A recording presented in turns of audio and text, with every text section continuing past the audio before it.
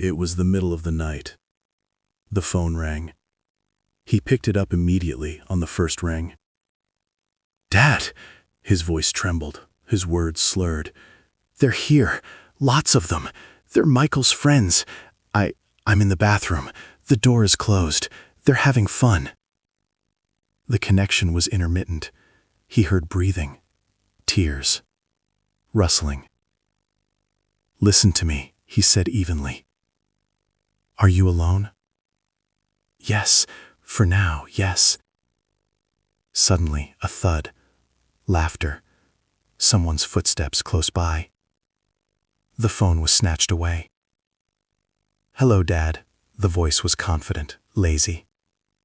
"Don't worry, your daughter is visiting us. You're far away. You can't do anything." It's her own fault. She thinks that because she's different, she can play hard to get. Everyone here thinks that, until they realize their place. Someone nearby laughed. And he added, almost in a whisper, "Relax. Our dads decide things, and you're nobody." My father was silent. For a few seconds, a silence devoid of either threats or emotion. He simply hung up. He put the phone on the table. He stood up. He put on his jacket. He didn't call the police. He never officially called anyone else. The first number was an old acquaintance. No name. "It's me," he said. "I need an address. Urgent." The second was even shorter. "Come to my place." They didn't ask any questions. While the water in the kettle was boiling, the address had already arrived. New building, closed area, cameras, security at the barrier. A good neighborhood.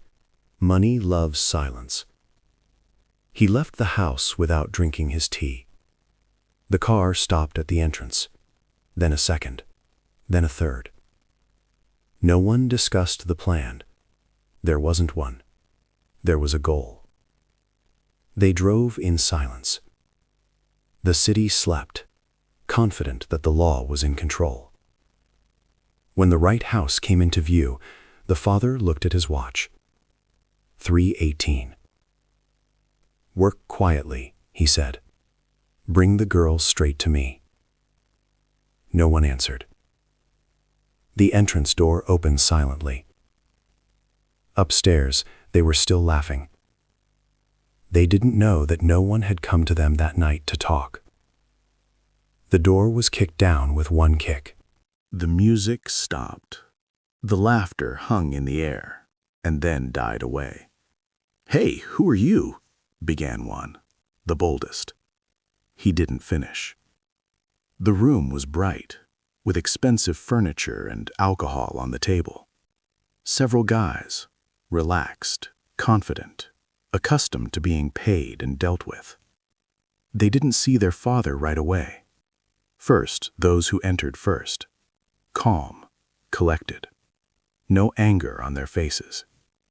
"Lie down," someone said loudly. No one did. Not yet. A minute later, everyone was on the floor. No heroics, no movie-like fights.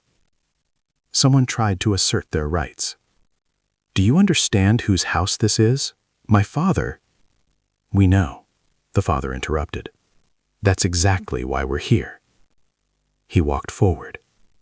He saw his daughter. She was sitting in the corner, wrapped in a blanket. Her eyes were dry. Her face was white. He sat down next to her, blocking her view with his hand. "Look at me," he said quietly, "and count your breath." She nodded. She didn't cry. Voices started behind her. At first, they were brazen. "It's a misunderstanding. We were just joking." She herself. "Let's talk. Money isn't an issue." Then others. "Wait. It's not my fault, honestly. Michael made it all up. They were quickly made to understand. This wasn't a trial, not an interrogation, and certainly not a heart-to-heart talk. They raised each one at a time. They spoke to each one separately. They learned how quickly a family name disappears when Dad's not around. How little money means when there's no one to offer it. How easily the feeling of impunity crumbles. Some broke immediately. Some held on until the first real fear. Not pain. Realization. "We won't come near you again," one croaked. "I swear," the other repeated. The father didn't answer. He didn't believe in apologies later. When it was the turn of the confident, mocking one, he looked him in the eye. "You said I was nobody," the father said calmly. "Remember the moment you realized you were wrong." The boy was silent. The laughter was gone forever. The daughter saw nothing. She only saw how those who had felt like masters of the world just an hour ago now avoided looking her in the eye. And that was enough. By 5 in the morning, it was all over. The apartment was quiet. Not cozy. Empty. Those who could still sit sat along the wall, silently, without phones, without trying to film anything or text anyone.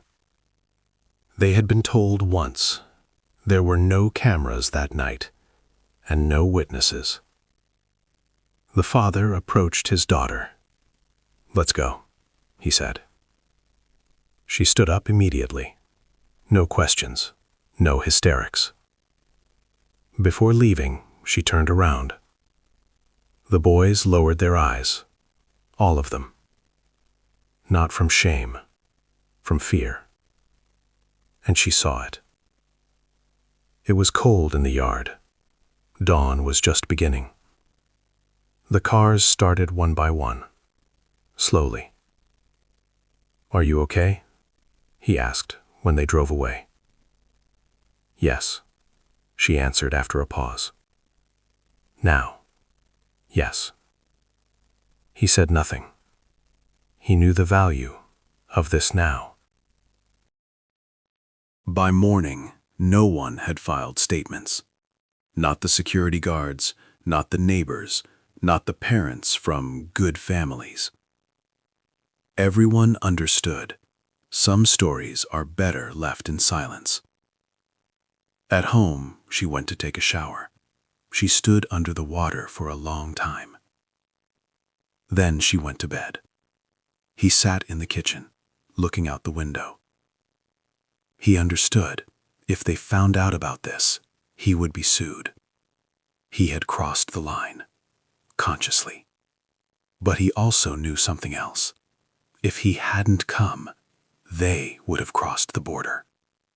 He knew tomorrow everything would look as usual. The same streets, the same people. Only some of them would never again confuse impunity with force. Like and subscribe.